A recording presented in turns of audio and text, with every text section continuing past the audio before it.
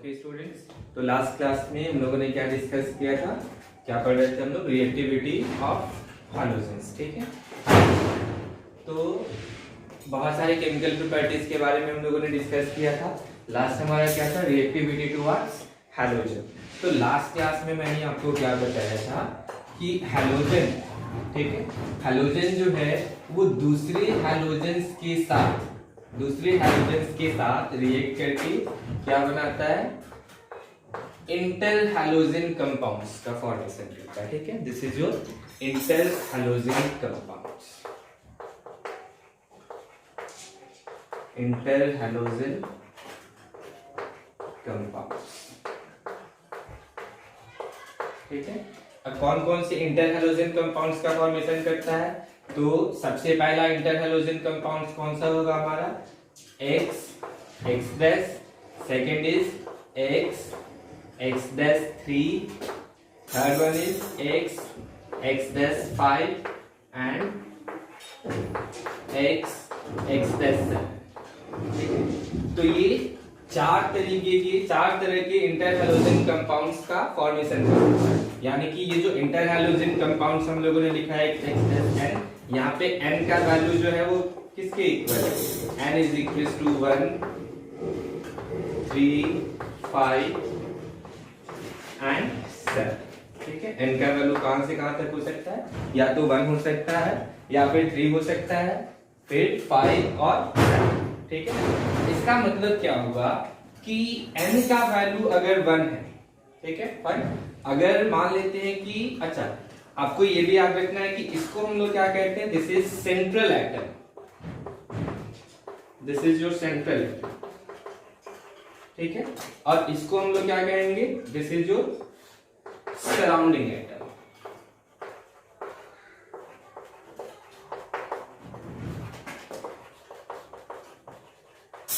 ठीक है, this is your central atom and this is surrounding atoms. तो आप देखिए कि ये 1, 3, 5, 7 क्या इंडिकेट कर रहा है, this indicate the total number of surrounding atoms. मतलब कि X होगा, इसका मतलब सराउंडिंग एटम्स कितने हैं, 1। अगर X'3 है तो यहाँ पे 3 क्या रिप्रेजेंट कर रहा है, this is the total number of surrounding atoms. Similarly this 5 and 7 are number of surrounding atoms. ठीक है, तो अगर हम चाहते हैं कि नंबर ऑफ सराउंडिंग एटम्स 3 हो, 5 हो, 7 हो या फिर 1 हो, ठीक है, तो उसके लिए जितने नंबर ऑफ सराउंडिंग एटम्स होंगे हैलोजन को उतने बॉन्ड्स बनाने पड़ेंगे। फाइन, मतलब कि जैसे कि हम कहते हैं कि सराउंडिंग एटम्स इस केस में कितने हैं, 3, तो इसका क्या मतलब हुआ कि सेंट्रल एटम को 3 बॉन्ड्स बनाना पड़ेगा सराउंडिंग एटम के साथ। फाइन, तो हैलोजन के केस में देखिए कि जितने भी हैलोजेंस हैं, ठीक है, जितने भी हैलोजेंस है, chlorine, fluorine, chlorine, bromine and iodine, इन चारों की हम लोग बातें करेंगे। फाइन, तो आप देखिए कि जितने भी हैलोजन एटम्स है सबके आउटर मोस्ट ऑर्बिट पे कितने इलेक्ट्रॉन्स है, सबके आउटर मोस्ट ऑर्बिट पे कितने इलेक्ट्रॉन्स होंगे, ऑब्वियसली 7 होंगे। तो अगर मान लेते हैं कि अगर X अगर ग्राउंड स्टेट में, ठीक है, ग्राउंड स्टेट में, ठीक है, so this is your s orbital and this is your p orbital. s में कितने होंगी, 2 इलेक्ट्रॉन्स एंड p में कितने होते हैं, 5 electrons. So this is 1, 2, 3, 4 and 5। ठीक है, तो देखिए बॉन्ड कौन से, मतलब कि कौन से ऑर्बिटल्स जो है वो बॉन्ड का फॉर्मेशन कर सकते हैं, जितने भी हाफ फिल्ड ऑर्बिटल्स हैं वही बॉन्ड का फॉर्मेशन कर सकते हैं। Fine, so in this case if this halogen atom is in its ground state then obviously it has 1 half filled orbital.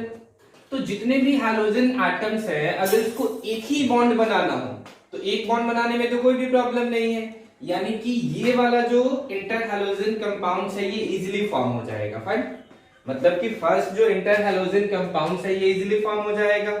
लेकिन अब हैलोजन को एक से ज्यादा बॉन्ड बनाना है, जैसे कि मान लेते हैं कि 3 बॉन्ड बनाना है, 5 बनाना है, 7 बनाना है। अच्छा, आपको ये भी याद रखना है कि 2 बॉन्ड कभी भी नहीं हो सकता। क्यों? क्योंकि अगर हम चाहते हैं कि ये हैलोजन अगर ज्यादा बॉन्ड बनाए तो ज्यादा हाफ फील्ड ऑर्बिटल अगर हम चाहते हैं तो उसके लिए क्या करना होगा, इसको एक्साइटेड स्टेट में लाना होगा, ठीक है। So in first excited state, first excited state, ठीक है। तो फर्स्ट एक्साइटेड स्टेट में क्या होगा कि ये जो ऑर्बिटल है, ठीक है, this is your P orbital. तो अभी इलेक्ट्रॉन्स को क्या करना पड़ेगा, जंप करना पड़ेगा। तो s और p के बाद कौन सा ऑर्बिटल आएगा, ऑब्वियसली d ऑर्बिटल आएगा, फाइन। तो ऑर्बिटल्स को किस में जंप करना पड़ेगा, d ऑर्बिटल्स में जंप करना पड़ेगा, फाइन, d ऑर्बिटल्स पे जंप करना पड़ेगा, ठीक है। तो देखिए अगर मान लेते हैं कि फर्स्ट एक्साइटेशन होगा तो होगा क्या कि ये जो इलेक्ट्रॉन्स है, ये जो इलेक्ट्रॉन है ये क्या करेगा, d ऑर्बिटल में जंप करना पड़ेगा उसको। अगर ज्यादा अगर बॉन्ड बनाना है तो एक्साइटेड स्टेट में एक इलेक्ट्रॉन क्या करेगा, नेक्स्ट सबसे नेक्स्ट ऑर्बिटल्स में क्या करेगा, जंप करेगा। तो यहां से अभी जंप करके किधर जाएगा, d ऑर्बिटल्स में। तो इसका जो एक इलेक्ट्रॉन है अभी जंप करके कहां पे चला आएगा, d ऑर्बिटल में, फाइन। तो अभी आप देखिए कि फर्स्ट एक्साइटेड स्टेट में number of half filled orbitals कितने हो गए, 3। तो ऑब्वियसली ये क्या करेगा, 3 बॉन्ड्स बना सकता है। तो फर्स्ट एक्साइटेड स्टेट में अगर हो तो ये डी बॉन्ड का फॉर्मेशन कर सकता है, ठीक है, मतलब कि ये 3 बॉन्ड्स का फॉर्मेशन कर सकता है। उसी तरह से अगर और भी ज्यादा हम चाहते हैं कि बॉन्ड बनाए तो क्या करना होगा, इसको सेकंड एक्साइटेड स्टेट में लाना होगा। तो सेकंड एक्साइटेड स्टेट में क्या होगा, सेकंड एक्साइटेड स्टेट में क्या होगा कि अभी एक इलेक्ट्रॉन जो है वो और जंप कर सकता है, फाइन।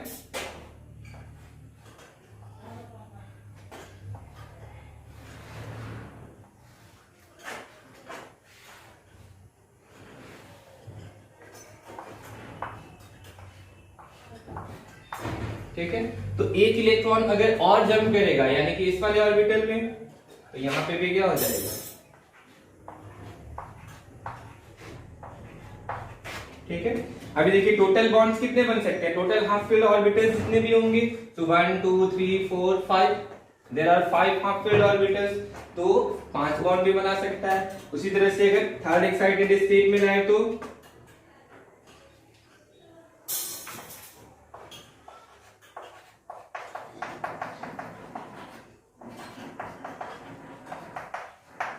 थर्ड एक्साइटेड स्टेट में क्या होगा भाई, ये जो s ऑर्बिटल्स का जो एक इलेक्ट्रॉन है वो भी क्या कर जाएगा, जंप कर जाएगा। तो टोटल इस तरह से हाफ फील्ड ऑर्बिटल्स टोटल कितने हो जाएंगे, ऑब्वियसली 7 हो जाएंगे। तो इस तरह से ये 7 बॉन्ड्स का भी फॉर्मेशन कर सकता है, 1 2 3 4 5 6 7, ठीक है। तो इस तरह से जितने भी हैलोजेंस हैं वो 3 5 एंड 7 बॉन्ड्स का भी फॉर्मेशन कर सकते हैं, ठीक है।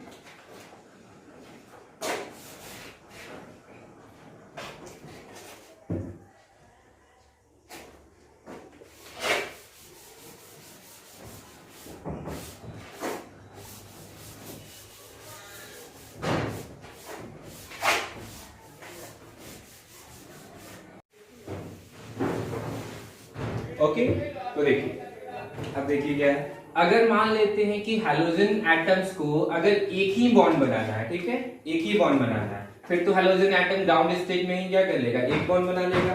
लेकिन अगर हैलोजन एटम्स को एक से अगर ज्यादा बॉन्ड बनाना है, ठीक है, एक से अगर ज्यादा बॉन्ड बनाना है, तो इसके लिए ये जरूरी है कि सेंट्रल एटम का इलेक्ट्रोनेगेटिविटी सराउंडिंग एटम के इलेक्ट्रोनेगेटिविटी से हमेशा कम होना चाहिए, fine.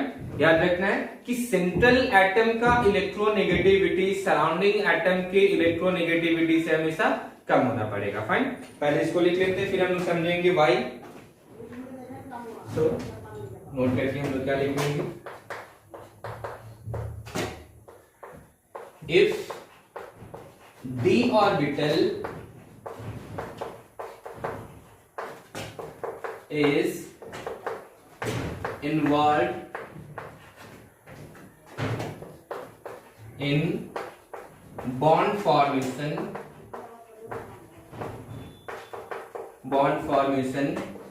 then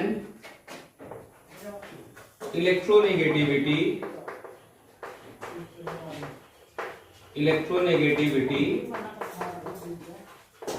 of central atom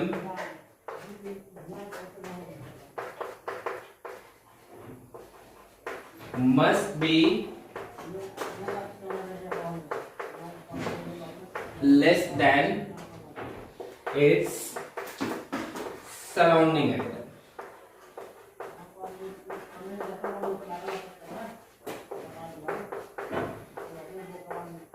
ठीक है, अब देखिए ऐसा क्यों जरूरी है कि सेंट्रल एटम का इलेक्ट्रोनेगेटिविटी हमेशा कम होना चाहिए। तो अगर सेंट्रल एटम का अगर इलेक्ट्रोनेगेटिविटी कम है तो यानी कि उस पे delta positive charge, delta plus charge जो है वो ज्यादा डेवलप होगा। जितना ज्यादा डेल्टा प्लस चार्ज डेवलप होगा उसका साइज जो है, मतलब कि एटॉमिक ऑर्बिटल का जो साइज है वो धीरे धीरे क्या हो जाएगा, कॉन्ट्रैक्ट कर जाएगा, छोटा हो जाएगा। तो छोटा होने से, साइज छोटा होने से होगा क्या कि ये जो डी ऑर्बिटल्स है, फाइन, ये जो डी ऑर्बिटल है, ठीक है, ये जो डी ऑर्बिटल है जैसे ही कॉन्ट्रैक्ट होगा साइज तो ये डी ऑर्बिटल्स जो है ये और क्या आ जाएगा, मतलब कि नजदीक आ जाएगा पी ऑर्बिटल्स के। मतलब कि डी और मतलब कि अगर एटम्स अगर कॉन्ट्रैक्ट करें, फाइन, तो ये जो ऑर्बिटल्स हैं, ये जो डी ऑर्बिटल्स हैं ये क्या हो जाएंगे, नजदीक आ जाएंगे एस और पी ऑर्बिटल्स के। तो जितने ज्यादा नजदीक आएंगे एटम, मतलब कि ऑर्बिटल्स का क्या होना है, इंटरमिक्सिंग होना है ना। अगर ये बॉन्ड्स बना रहे हैं तो इसमें ऑर्बिटल्स का क्या होगा, इसमें मतलब हाइब्रिडाइजेशन होगा, ऑर्बिटल्स का इंटरमिक्सिंग होना है। तो इंटरमिक्सिंग के लिए जरूरी है कि ऑर्बिटल्स के बीच का डिस्टेंस कम हो, फाइन। तो जितना ज्यादा डिस्टेंस कम होगा, जितना कम डिस्टेंस होगा उतना ही आसानी से एटॉमिक ऑर्बिटल्स का क्या हो पाएगा, इंटरमिक्सिंग हो पाएगा। तो अगर हम चाहते हैं कि डी ऑर्बिटल्स भी बॉन्ड फॉर्मेशन में इन्वॉल्व हो तो सेंट्रल एटम का इलेक्ट्रोनेगेटिविटी क्या होना पड़ेगा, हमेशा कम होना पड़ेगा, किससे, सराउंडिंग एटम से, फाइन। तो ये इससे होगा क्या कि अगर मान लेते हैं कि अगर सेंट्रल एटम का इलेक्ट्रोनेगेटिविटी अगर कम हो, फाइन,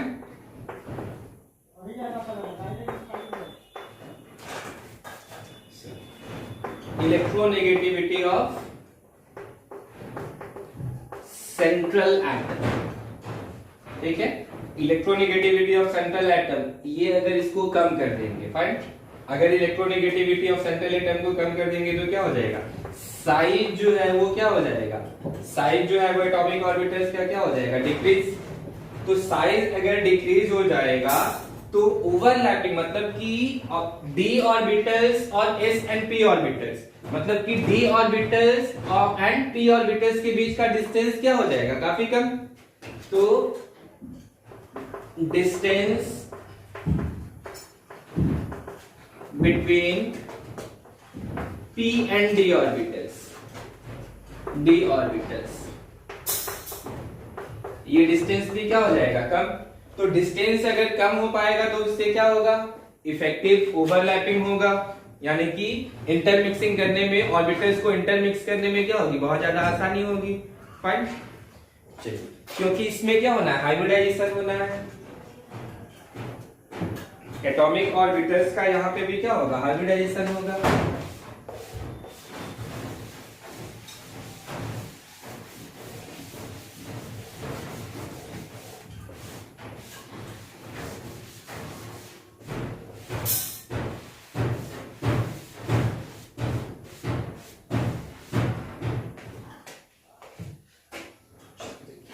अगर मान लेते हैं कि x टेस्ट हो, फाइन,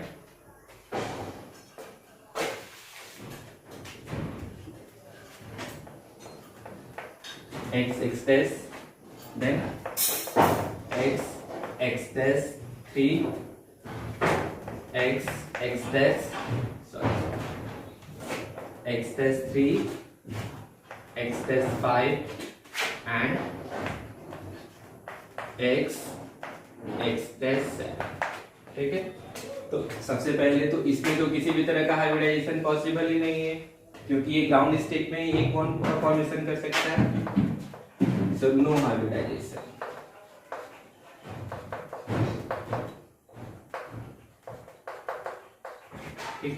इसमें किसी भी तरह का हाइब्रिडाइजेशन नहीं होगा। इसमें कौन सा हाइब्रिडाइजेशन होगा? sp3d, ठीक है, क्योंकि d ऑर्बिटल्स जो है वो एक ही d ऑर्बिटल्स इसमें पार्टिसिपेट करेगा। फाइन, इसका हाइब्रिडाइजेशन क्या होगा? sp3d2। लास्ट वाले का हाइब्रिडाइजेशन क्या होगा? sp3d3। फाइन, चलिए इसका शेप हम लोग देख लेते हैं कैसा होगा। इसका तो सिंपली सा है, इसका क्या होगा? पोलर प्लेनर स्ट्रक्चर होगा, ठीक है, इसमें कोई भी सोचने वाली बात नहीं है। चलिए इसका स्ट्रक्चर देखिए कैसा होगा।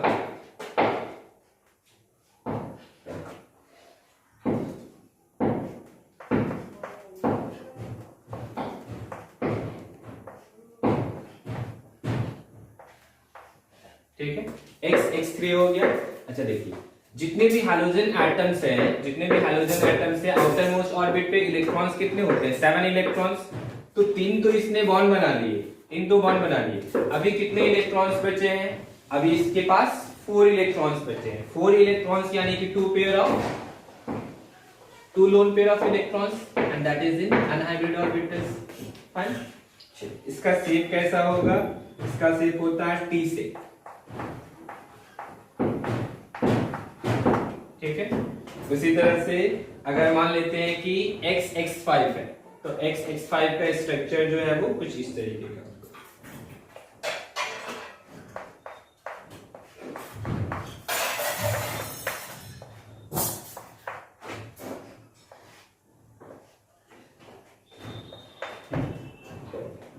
This is your lone pair of electrons. Fine, इसका जो शेप होगा वो स्क्वायर बाइपेयर।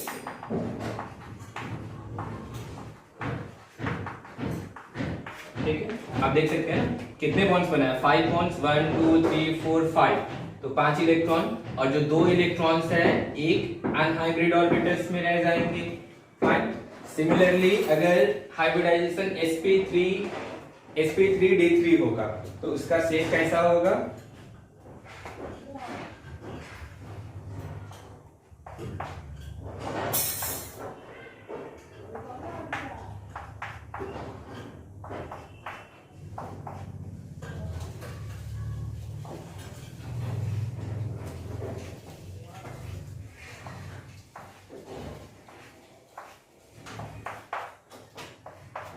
कुछ इस तरीके का शेप होगा।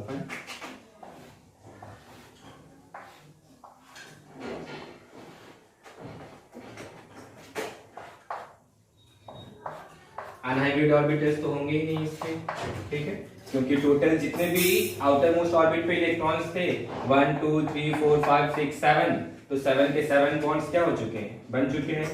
फाइन, इस तरीके का होगा, ठीक है। इसका शेप कैसा होगा? Pentagonal bipyramidal.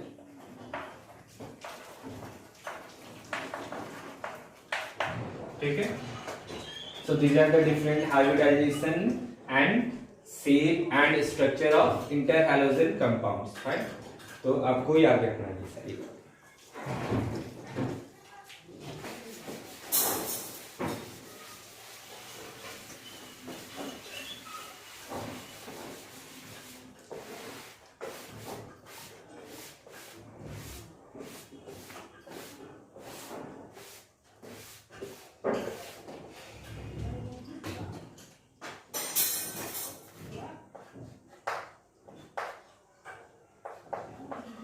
Next is existence of interhalogen compounds.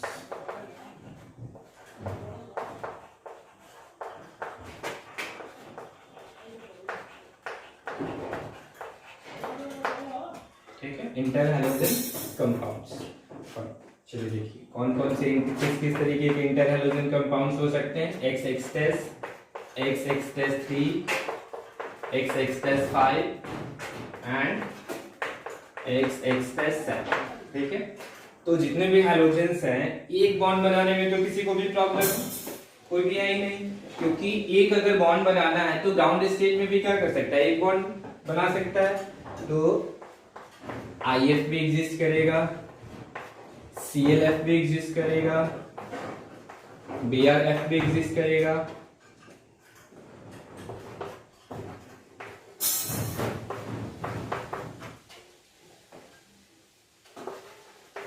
And finally IB। ठीक है, सो ये सारे के सारे एग्जिस्ट करेंगे। ठीक है, अगर मान लेते हैं कि x7 के केस में आते हैं तो कौन कौन से, IF7, ClF7 एंड BrF7। ये तो मैंने आपको स्टार्टिंग में ही बताया था।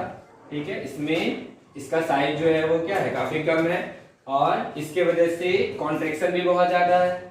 मतलब कि F7 के वजह से इसका साइज जो है वो क्या हो जाएगा, काफी कॉन्ट्रैक्ट कर जाएगा, जिसके वजह से ये दोनों स्टेबल नहीं होंगे और एग्जिस्ट नहीं करेंगे। ठीक है, इसके केस में सिर्फ IF7 एग्जिस्ट करेगा। ठीक है, चलिए 5 के केस में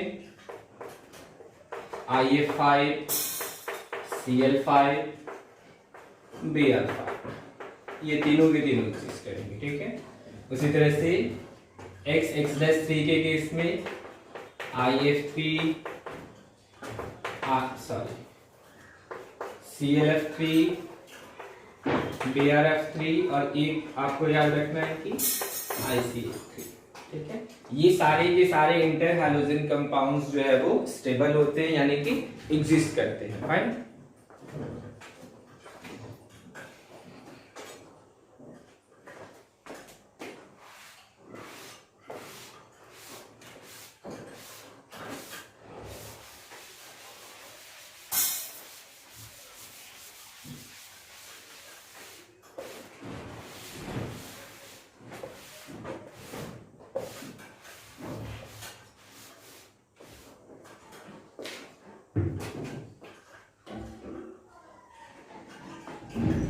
नेक्स्ट अगर इसके रिएक्टिविटी की बात करें। ठीक है, ठीक है, तो सबसे ज्यादा रिएक्टिव कौन सा होगा, F2। देन जितने भी इंटर हैलोजन कंपाउंड्स होंगे, ठीक है, देन क्लोरीन, ब्रोमीन और सबसे कम H2 का।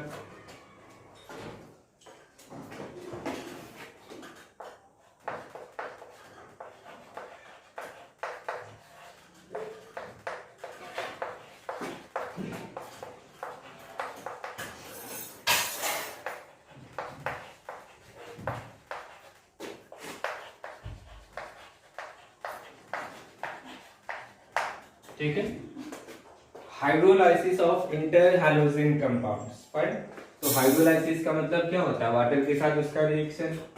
सो जितने भी इंटर हैलोजन कंपाउंड्स है X10N, fine, so on hydrolysis it will give HXO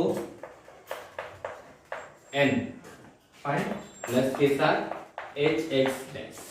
अब N का वैल्यू डिपेंड करता है कि यहाँ पे n का वैल्यू क्या है।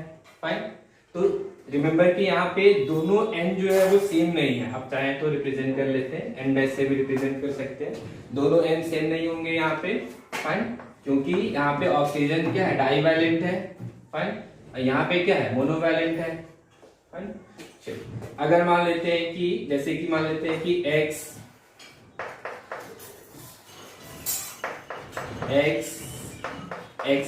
डैश n की जगह पे सीधा 1 ले लेते हैं। अगर n का वैल्यू अगर 1 होगा तो x डैश प्लस के साथ ये क्या हो जाएगा, H2। तो इससे हमें क्या मिलेगा, H, अच्छा पहले 7 ही ले लेते हैं। ठीक है, 7, तो ये क्या हो जाएगा HXO। अभी यहाँ पे n का वैल्यू कुछ ऐसा हमें लेना है कि यहाँ पे जो ऑक्सीडेशन स्टेट है, जैसे कि यहाँ पे X का ऑक्सीडेशन स्टेट कितना है, +7। तो यहाँ पे भी oxidation state halogen atom, central atom का ऑक्सीडेशन स्टेट सेम रहना चाहिए।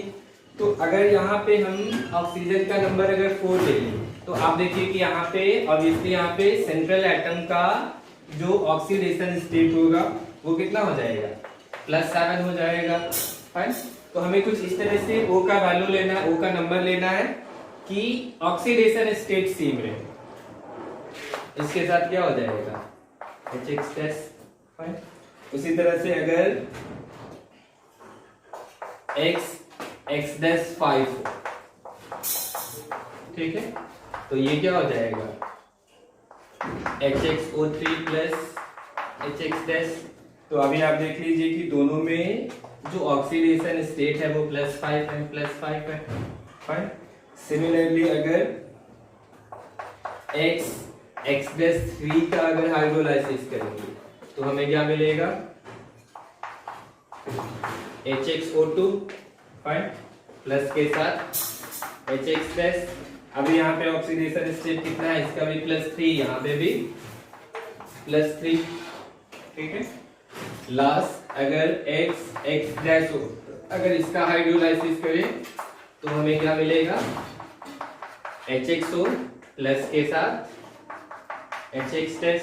अभी ऑक्सीडेशन स्टेट कितना होगा, यहाँ पे जो सेंट्रल एटम है उसका ऑक्सीडेशन स्टेट +1, यहाँ पे भी क्या हो जाएगा +1, ठीक है। So this is all about reactivity towards inter halogen compounds. तो केमिकल प्रॉपर्टीज हमारा कंप्लीट हो गया। नेक्स्ट हमें पढ़ना है प्रिपरेशन के बारे में, ठीक है। किसके प्रिपरेशन के बारे में पढ़ना है, फ्लोरीन, क्लोरीन, ब्रोमीन, आयोडीन, इन सब का प्रिपरेशन कैसे करते हैं, and then some compounds of halogen, ठीक है। मतलब कि हैलोजन के कौन कौन से कंपाउंड्स होते हैं, उनका प्रिपरेशन कैसे करते हैं, properties and what are their uses. Fine. तो नेक्स्ट क्लास में हम लोग स्टार्ट क्या करने वाले हैं, नेक्स्ट क्लास में हम लोग स्टार्ट करेंगे preparation of halogen compounds. Fine. चलो, थैंक यू।